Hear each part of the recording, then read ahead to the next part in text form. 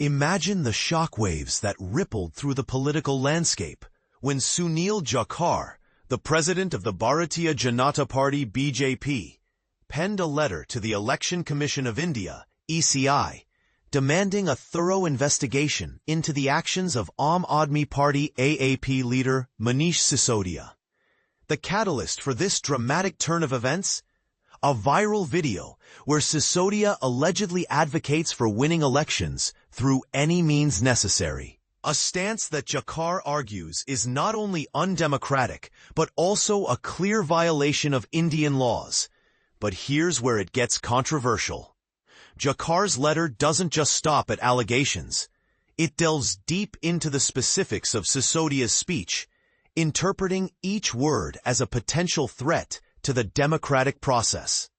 On the eve of Independence Day, a day meant to celebrate national unity, Sisodia delivered a speech that, according to Jakhar, undermines the very values of peace, freedom, and integrity.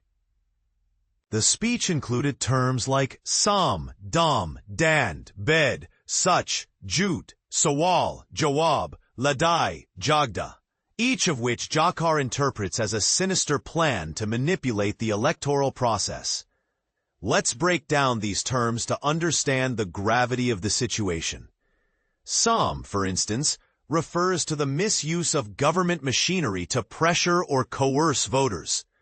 Daam, on the other hand, clearly indicates the use of money, bribery, and enticements to buy votes, a corrupt practice under election laws. Dand warns of punishment and threats against those who refuse to support the AAP, amounting to undue influence and coercion. Bhed points to a dangerous plan to create communal, caste-based, or social divisions to disrupt peace and harmony in Punjab. Sach and Jut suggests the deliberate use of lies, propaganda, and misinformation to mislead voters. Sawal and Jawab represent the potential to twist facts and confuse voters during public discourse. Ladai and Jagda directly promote violence, quarrels, and physical confrontation to silence opponents and create a climate of fear. Jakhar's letter paints a grim picture, asserting that these statements threaten the peace, development, and prosperity of Punjab.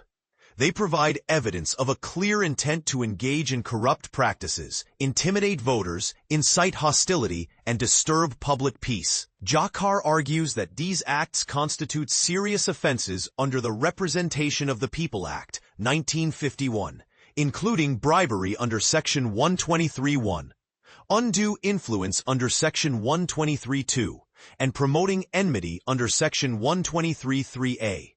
Furthermore, the letter cites offenses under the Bharatiya Nyaya Sanhita, BNS, including promoting enmity between various groups, Section 196, statements against national unity, Section 197, and illegal threats and instilling fear, Section 353.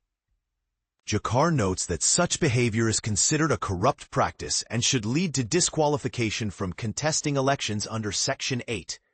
He adds that these actions also violate the Constitution of India, undermining the principles of free and fair elections and the democratic rights of citizens guaranteed under Articles 14, 19, and 21. Jakhar has appealed to the Election Commission to take immediate cognizance of the matter, initiate a swift investigation, and take strict punitive and legal action against Manish Sisodia and the AAP Punjab for their open declaration of winning elections through corrupt, unconstitutional, and illegal means.